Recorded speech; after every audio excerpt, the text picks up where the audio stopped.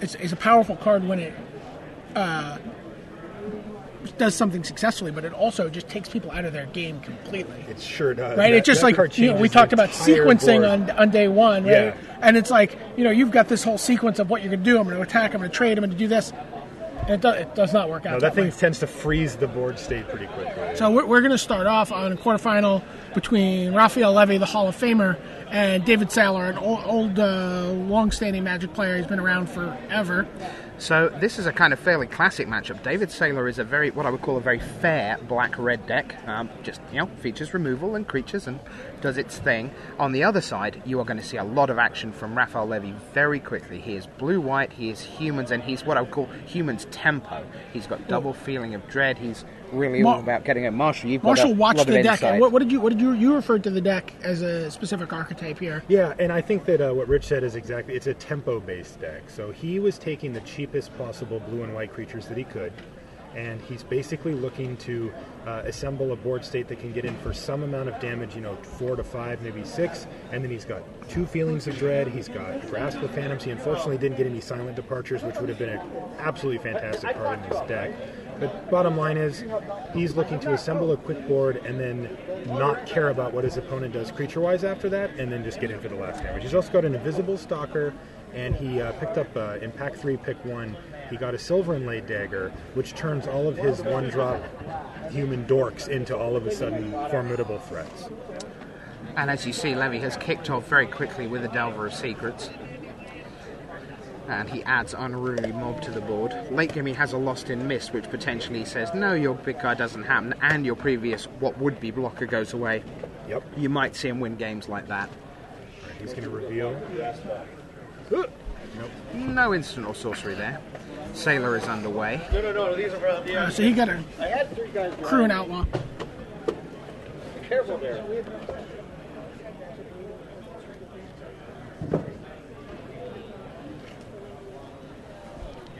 Thank you, Richard. He's got a Stitcher's Apprentice here. So, David was not super excited about his deck. Felt like he had to really cobble it together out of spare parts. Yeah. I'm curious. He had a little bit of green. He had Spider Spawning and a couple of other cards, and he was actually thinking about playing those. I don't know if he ended up going with the splash or not. Okay. So he goes in. Comes up with Abattoir Ghoul next. And I mentioned that, and then deck lists are handed to us. Ooh. So we'll find out what eventually. It's one of these, I know. I'm sure David would like to get that Crew and Outlaw flipped, but based on the curve that I saw from Raphael Levy's deck, I don't think that thing's going to get flipped anytime. And you think he has enough cards in his deck to be able to do you think he has enough instants so that he can keep David from being able to flip it on his turn as well? I do, because he's got 2 feelings of dread, and he can do those on his turn, and they're also effective on his turn to take away their attack and then let you get in.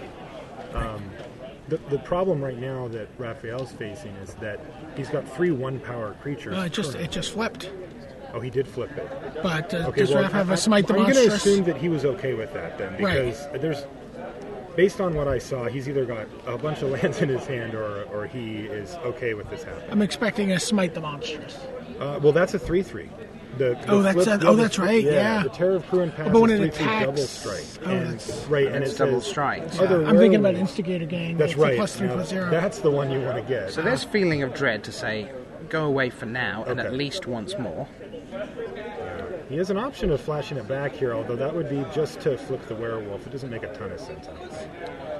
Okay, so he's going to make a token and sacrifice it to grow his Unruly Mob.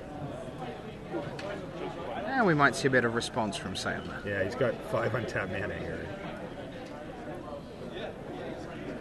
So Saylor didn't end up playing the green, we said, but he is straight 9 mountains, 8 swamp. And there is Saylor. Old school draft style. Yeah, he said he didn't like this archetype personally, but he says this is kind of what he fell into. All right, so he's got a Harvest Pyre. Nothing Doesn't in his have any yard. cards in his Yeah, I yard. don't think he can use that. I don't know how concerned he is about that unruly mob becoming a 2/2. I guess he must be Gonna a see victim. victim. Of night. Yeah. Concerned enough. Okay. Well, then the mob's going to become a 3/3 here. Well, no, now he. Oh, It's all still on the stack. yes, it is. Okay. Harvest pie for 1. Now let's just send it all packing. Yeah. Yeah, Raph's like, yeah, I know. It's Yeah. dead. Not often you need to explain things to Raphael Levy. Now there's a Yeah, now a token comes into play. Right. And what are you gonna sacrifice? Counters go on the village cannibals on the other side of the table. Ah, yes. Yeah.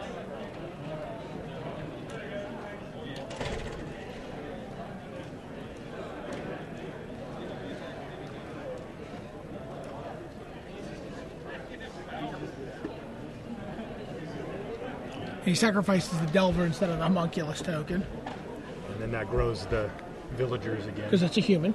Exactly.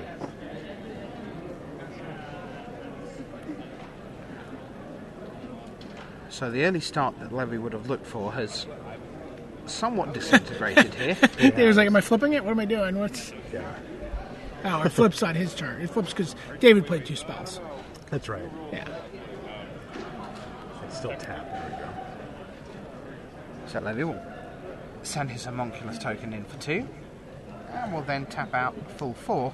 Oh, For he does have Smite the the Smite, Monstrous. He does have the smite in, so he didn't mind The letting cannibals ticking up. Exactly.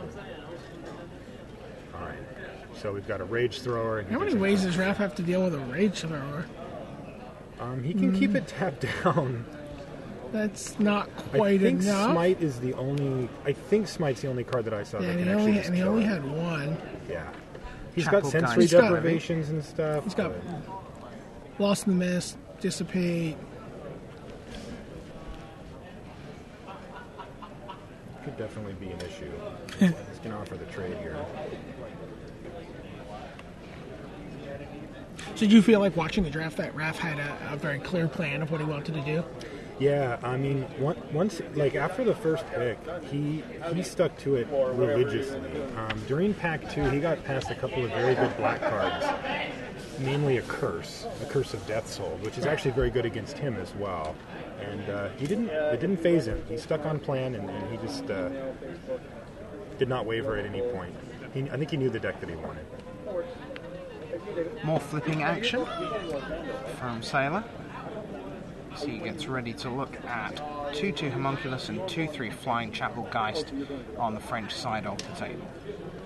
This is going to be an issue because that Terror of Kruin Pass can't be blocked. It has to be blocked by 2 creatures or more.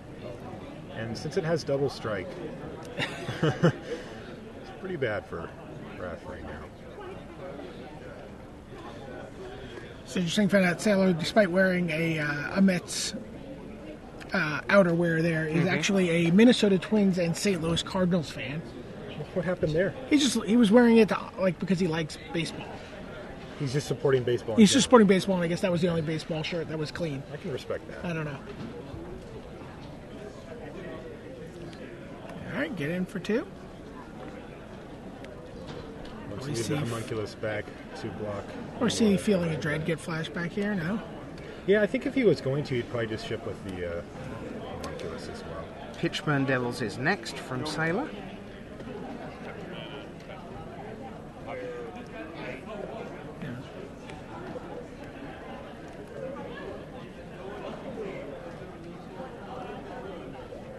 I don't think 7 lands is really in the game plan for Right. Levy here. Yeah.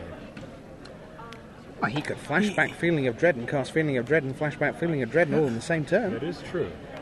You can There's- turn the cards in a full circle. There's the silver inlaid dagger. So that gets him in for 4. Sailor's down at 9, despite this game looking And that's the thing. pretty much in Sailor's control the whole time. Absolutely. Because Levy has Invisible Stalker as well, he knows that the closer he can get Saylor to even vaguely in range, he then has the chance to steal the game, essentially. Raphael's gonna Saylor take will be aware. 13 here, I think. And another bump in the 6. night In the flashback. night with a flashback. And David Saylor takes the Shaheen lead. Sarani's favorite card. Is that right? Yeah, he was just drafting Bump in the Night decks at Worlds. Turn 1 bump you? Yeah, he's just... That's scary. It's just, yeah, it's really efficient. Every time that's happened to me... You and I were talking about old draft formats earlier, Yeah. and I was telling you about Champions. One of the things I loved about Champions block was Lava Spike. That does 3 to the Just player? three damage to a player, and it was an arcane spell, so you could splice Glacial Ray onto it. What is Glacial Ray? So Glacial Ray was 2 mana, and it had Splice, so for 1 and a red. So you could play, like, for 3 mana, you could go Lava Spike you, splicing Glacial Ray on, so 5 to you. 5 to you. Or 3 to you and Yeah. kill that. And Oh. Seems good. I've still never drafted that format.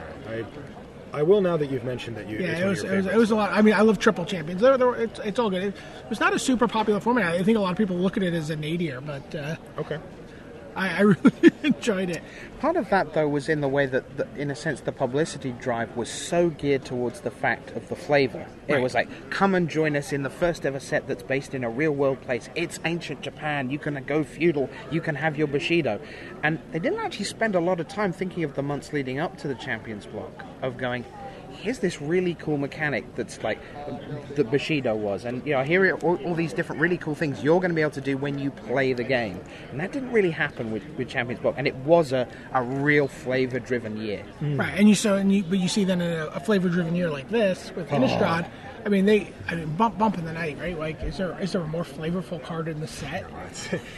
It actually makes you scared. And you just said that. You were just like your reaction was like, oh, that's scary. Yeah. And let's see, that was sincere. That wasn't even any kind of punnery at all. It was in the game. Yeah. I recently heard Mark Rosewater actually describe that. He said he wants you to actually feel the things that the cards are doing, but because of the way it affects the game, not because of what it says on the card. Right. It works in that case, because when they go turn 1 bump you, I'm like, uh-oh. What does that mean? Yeah, it's either really good or it's really bad, but something's happening. Raphael Levy certainly intends for these games not to go long. And looking He at also David's- intends to not draw 7 lands. Yeah, and looking at David Saylor's list, it's fair to say that in the very late game, there is an army of the damned waiting in the wings. So, Did he end up including it in his He list? did. Mm-hmm. He wasn't sure. Said he was I unsure. like a deck that goes bump to army. It just 1 to runs. 8. It runs the curve. I like that. That is quite a range right there. Turn 1 bump you, turn 8 army you. What's your range? 1 to 8. Yeah. I like that. 1 to 10. Sure, Yeah, sure. really, yeah. Oh, don't be silly. He's not Yeah. going to flash it back. Yeah, now take a look at Raph Levy's deck list here. I mean, would you think about being a little more, I don't know, aggressive with your mana than 17 lands? Is it? Although I guess he's got Abbey Griffins, he's got 4s, he's got equipment. He's got 2 5s, I believe, with the Lost in the Mist and the Geist Honored Monk. I mean, it's probably a question of he's going to have a lot of things to do with his mana every turn, and he's going to be benefited to hitting his mana drops. Oh, speaking of ones, oh, it's the battle of the ones. Oh, Now, Raphael has a lot of humans in his deck. I wouldn't be surprised at all to see this pump his champion of the parish. Of course, it can't block the noble, so things are going to get out of hand here. wow. Yeah, this race clearly favors David Saylor. Yeah, because the pressure's on Raphael to actually have specific cards in his hand. And he's going to offer the trade, so I guess he doesn't have it this time. Let me see here. A homunculus. Oh. So that's actually And that's quite nice. perfect. That's Yeah, about as. it's pretty good. Is it gonna die? It is gonna die, Blazing but torch. it doesn't attack. Yeah, so that... ticking time bomb Chapelgeist would be a fine card here for. would be an excellent card.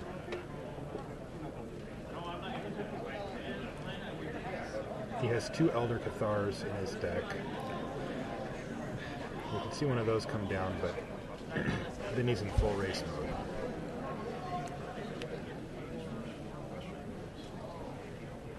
Certainly attack for 1. Yeah, homunculus is kind of difficult for. It can occupy the. Once you get a homunculus in play, that sort of becomes like a blue dredge skeleton for you. It can. Yeah, Right? You're like absolutely. block, activate the Stitcher's Apprentice, make another one. Yep. Yep. So Levy taps 2. And what is about to hit the battlefield? An unruly mob. He's decided to do the race. He's doing the race. Which, with double feeling of dread, seems pretty reasonable. Sure. So, in case people don't realize it, the Stromkirk Noble cannot be blocked by humans. It's particularly good in this matchup. Oh, and speaking of good in this matchup... Now he's got a 2/2 first strike. This is a critical turn here. If Levy can play a human, he can attack again with his champion. Try to keep the race going and keep or not attack with his champion. So that's actually that's a good mana. point too. But he has options at least at that point. It's enough for Abby Griffin, but the clue's in the name. That won't be human. That could trade off with the noble if you wanted. Right, grow his unruly mob in the process. Yep. Yeah, that's a reasonable sequence. Right. And also with the first strike on David's side, he has the opportunity to let something of his get first struck to death, grow the unruly mob, depending on, not next turn, it won't matter, but it could later on. No, and that's always a precarious situation when somebody attacks into you with a first striker when it doesn't look profitable for them and they're could have a burn spell. So Abby something comes down. It is indeed Abby Griffin.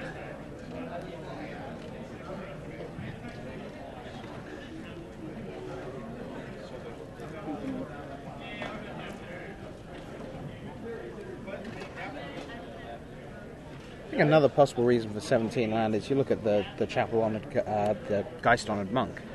You want that to come down on the play on 5, not on turn 7. Of course. And he has multiple Abby Griffins, and he has equipment that he can sink his mana into, and he has some another 5. So. Yep. This is Markov Patrician.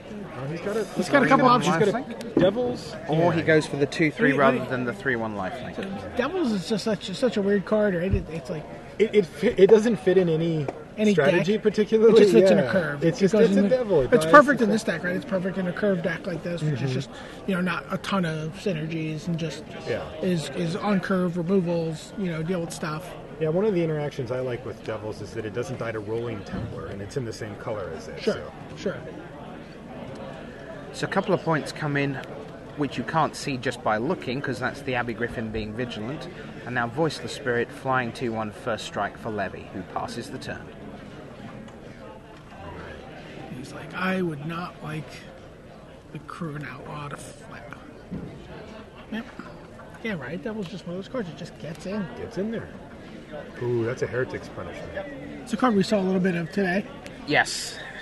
Oh, man. Usually with 10 or 11 mana available to dump into it. Yeah. Oh, this is good. This is where the tension picks up because he has to start deciding when and where to put his Heretic's Punishment, where to aim it. And then it'll usually take up the better part of his turn when he does decide to activate it. And that, if he whiffs or if he doesn't choose correctly, it can get you. But fortunately, it's against a deck that has a lot of 1 and 2 toughness. It will likely kill everything he points at if he goes for their creatures. But keep in mind that pointing it at every creature in play would involve 12 cards from your library. That's right. Plus your draw step. So you can run out of cards quite easily there. You absolutely can. So at some point he's got to be focused on doing 17. Yep. But he does have an army in the deck. Yeah. Oh, geez, is that what we're doing here? Ain't you? I can't lie. I wouldn't mind seeing that. Army of the Damned is pretty special when you get to see 13 zombie tokens. Oh, that's right. I forgot.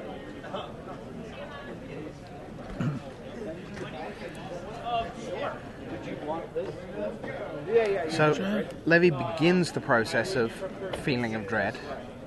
1, 2, 3, 4, 5, 6, 7.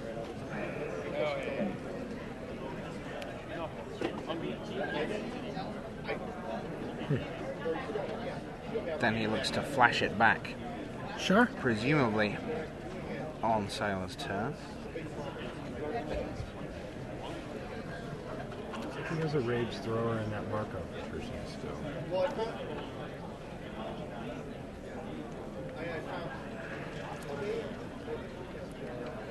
So arguably, Heretic's punishment is going to be too slow here, and that Saylor has to find a different way. Pretty common argument against Heretic's punishment. Yep. Right. It's a 9-mana investment just to get your first activation. That's right. Now, if you get it down on a stable board, the card dominates. So he's going to pass in order Saylor to passed flip. with no and with no attack, obviously, because. Yeah.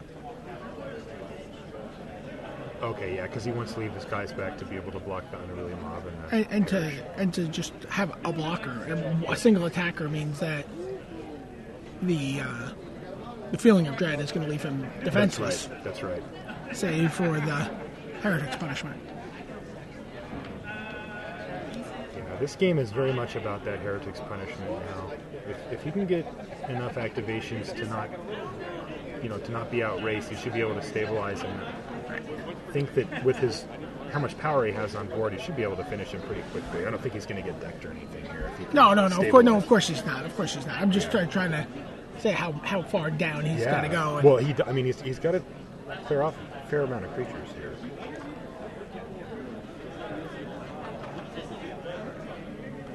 Raph's trying to figure out his play. Does he just attack for 4 in the air? And make it a potentially a 2-turn clock, but then 1 activation from the Heretic's punishment doubles that. Do we know if he has Lost and Mist in hand right now? We don't know. He has 3 cards. Raph's agonizing. You can see his hands on his face. This is going to be a tough situation. This is the turning point, too. Yeah, well, this is certainly a successful hit here. You can just scratch back into the game, right? You can be like, get your flyer, untap, get your flyer. Exactly. You think he'll go for the Voiceless Spear just because it has 1 toughness and it's the most likely to die? I certainly wouldn't. It's the one like that's if he most... flips his bump? Yeah. It's like, it could be anything. Yeah. I could do 0, I could do 8. Yeah. I could do 8, just don't. Like 8 to your Voiceless Spirit. Oh, man. So Levy has 4 in the air. As many as 4 in the air. Potentially, yeah. Well, right now, he has 4 in the air. Levy has dissipated his hand, I just saw. Ah, okay. Which isn't quite as good as Lost in the Mist here, because bouncing the Heretic's punishment sets him back a long, long way. Yeah. Although... That said, 3 mana for Dissipate, plus he still has 2 left over for Feeling of Dread. That's right. Is a pretty neat use for 5. Definitely. I wonder if Saylor feels like he needs to cast any more spells this game, or if he's just going to be dumping his mana into those punishments. Okay, he answered that question for us, didn't he? I'm going to try and kill this. 8, 8, 8, 8. There's a spell, so we know you got it. You look like it was Village Cannibals, a land, and a Blood Crazed Neonate. A Neonate, yeah, that's what I thought it was, too. So 2 more. Ooh. Selfless Cathar, the mini overrun. Copyright Brian David Marshall. His Unruly Mob Grew. How about Underrun? I like that. Overwalk? Yeah. Don't talk about Overrun around me either. It's sensitive stuff. Yeah, but most people don't know this. Marshall really wants Overrun to be printed at common and not uncommon. Yeah, that's my crusade. It's more like your 3 crusade. I shouldn't laugh at those. Yeah, you only encourage him. I find puns funny. It's my weakness. So does Brian David Marshall. And look who's sitting here with you, right? Okay, Feeling of Dread. Tappity tap. This is the extra stuff. And we're back to Levy. Knowing that Heretic's punishment is coming somebody's way. Selfless Cathar has the possibility to negate what comes out of the punishment. It does. But it has to happen before you know the result. That's right, because it all happens in one go. Yeah. Okay, but when he's probably going to target the Griffin, but when Raphael does sack the Cathar, he's also going to be growing the Unruly Mob again. So that, which is a 2/2 currently, but can grow even more. All right, looks like he has another. He does have another Feeling of Dread. Yep. Which means he can't sacrifice the Cathar. That's right, can't do both. Okay, he's just going to tap. So everything's tapped down. Saylor will do what he has to do, try and ride the Heretic punishment. He can't get out of that. Yep. He got it. It's game to Raphael Levy. The Unruly Mob was at 3. The Champion of the Parish was at 3. I think the mob was at 2. No, he had just lost a creature last turn. Okay, so that grew it again. Gotcha. Rarely seen a man more disappointed to get to the final of a GP than Raphael Levy at the tail end of last year. He was devastated to lose the final of the last European Grand Prix of the year. Very late Sunday night, almost no one left in the building. He dragged himself out of the building with the plaque for second place and said, "It's been so long since I've won something." You know? Still amazing player in top 24 and top 32 all the time. And it's funny, by what he means by so long since he's won something is, a couple of years. Probably looking at the back-to-back GPs 2007. A few years. Dallas and sure. Is that 2007 or was that 2000? Maybe 2007. 2007. And then his last Pro Tour top 8 was Yokohama. I think. I don't think he's going to get a lot of sympathy from people at home listening. As he's racked up approaching 500 lifetime Pro Tour points, several Pro Tour top 8s, back-to-back GP wins, European championships. I mean, let us not even break out the tiny violin for Raphael Levy here, please. Just telling you how he sees it. He needs to leave some more wins out there for the rest of us. He's considered one of the most consistent players on the Pro Tour. Absolutely. He absolutely is. He has more top 32s than anyone in history, surpassing even Gary Wise, who was previously he's the number 2, and obviously had he played longer. When the Players Club was first announced, back around Pro Tour London, I think was when it was announced, I joked with Raphael Levy because he was constantly clawing his way back from Pro Tour to Pro Tour, with those finishes. He'd have a strong finish and he'd string a couple together and he'd do something and his rating would be really high and then he'd do this. And then when the Pro Club came along, it just solidified for him because this was a guy who just always top 32. He was always, much like Jelger Vigeshma or Camille Cornelissen or those guys. He was just a rock solid player. At that point really didn't have any spectacular finishes. He had an old world's top 8, I think, at that point. And maybe one other top 8 was at Rome. Yeah, I think he was Rome, yeah. But it had nothing in the 2000s at that point. Sure. And it was just a real boon for him. It really let him relax, and you actually see this marked improvement in his finishes as he now can sort of maybe be a little more bold with his decks, maybe push his mana base a little harder in the zoo deck.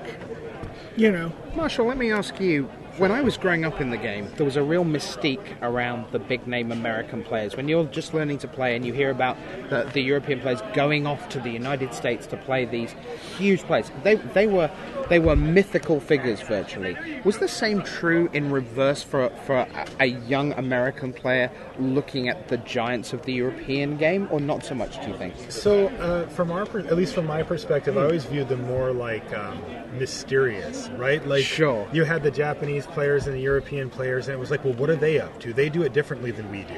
Yeah. So we never knew what to expect from them. It was always more like a curveball thing that when the players go over there, it was like, we don't know what they're going to bring to the table. Absolutely. So David Saylor's going back to the well for 6 new cards. Looks like Raph Levy is standing pat.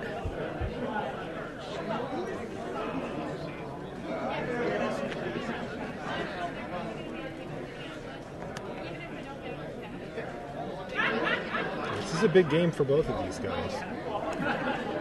Saylor's chance to get on the Pro Tour. I don't know if he's been on there before, but he has. Okay, I'm sure it means a lot to him to get back, though. Sure. If you're not qualified, that knowing you can, win some money, win airfare, win an invite. That's what getting past this round means. It's a big bubble right here. So Saylor kicks off with Ashmouth Hound in reply to Doomed Traveller from Levy, who has a second Plains for his second turn, which is exactly what he needs for Spectral Rider, the 2 to Intimidate. That will unlikely be blocked this game. Unless we see a one-eyed scarecrow or something.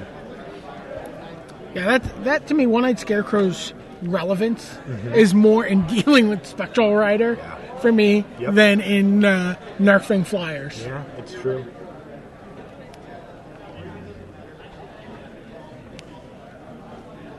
We've seen a fair few 0-1 tokens, though, this weekend. We have. We absolutely have. Yeah, white's very popular in seals. A lot of tokens. Unruly Mob, he's back. Saylor will pile in. Presumably, he's working on the basis that the feelings of dread trump the mid-game of Heretic's punishment, and that therefore he really can't afford for the game to go terribly long. So dead weight to take out the Spectral Rider. Counter goes on Unruly Mob. But not on the cannibals, because it's a spirit knight, not a human. Looks kind of like a human. No one knows what it is behind that visor. Mysterious rider. 4 mana for the 2/2 Vigilant Flying Abbey Griffin. And Saylor goes, smash once more. Who's going to trade here? You trade with the Ashmouth hand, or you trade with the... That's a good question, because your guys are likely to die, and that those villagers can get out of control. And there's... Scourge of Gear Reach. So right now, that's quite big. It's a 5/5. Yeah, currently a 5/5. It's like Levy's double checking that. Although I have to say, if you're in Levy's seat, that's the kind of thing you actually want to see come down, because those are the type of cards that if you have a Grasp with Phantoms or a Silent Departure or an entire turn. Just an entire class of Crawlworm. It's just like a lot of mana for a dude with nothing else. Just this old-fashioned 2002 yes. sealed deck creature. Right, and you spend 1 mana and hit them for 3 or 4. The classic 5-mana red creature. It's a 5-mana red 3/3 that has an ability. That's right. Yeah, and they get... Oh, there's the Geisthunter. Oh, that's... Okay, so now that Scourge is absolutely massive. it's like 8/8. 8/8? Yeah. Yep. But my guess is it's going to eat a Doom Traveler here. It certainly is, which makes no impact on Levy's number of creatures on his Geist-Honored Monk, because the Doom Traveler will get replaced. Oh, there's a Skier's-Dyed Cultist. But potentially that's going to be too slow again. yeah, and the Unruly Mob is getting kind of angry Yeah, now. getting fairly unruly. Yeah, the pitchforks are out. It's a 4/4 here. Yeah, I mean, again, we talked about sort of the flavor matching with card design. I mean, certainly the case here, right? Like, why are all our guys dying? Yeah. What the hell's going on yeah. here? And they're banging at the door. And the Geisthunter Monk's a 5/5 itself. 1, 2, 3, 4. Yeah, 5/5. Uh-oh, there it is. Oh, tap, tap, bang. Hits you for 9, 11. I was looking at that, and there's flashback 12 damage. available to Levy, so there's no danger of a ginormous backswing. Saylor, I think, is going to come up short here to the feeling of dread. He's at 3. He's at 3, and Levy's out of range for even things like Devil's Play and the kind of the things you fear when the person's top decking. But He's looking. It's the same 2 cards that he keeps looking at. And Levy's going, see this? This is a feeling of dread. I'll be in touch with you. I'll send you a report on it or whatever next steps. And there's the handshake. All right. And Raphael Levy makes it through to the semi-final. And what a great shot. Did you see how relieved he looked? But also old-time pro Ben Sek and Mike Pistolnik cheering on fellow veteran Raphael Levy. that's fantastic. 11 years after his Pro Tour victory and Pro Tour LA.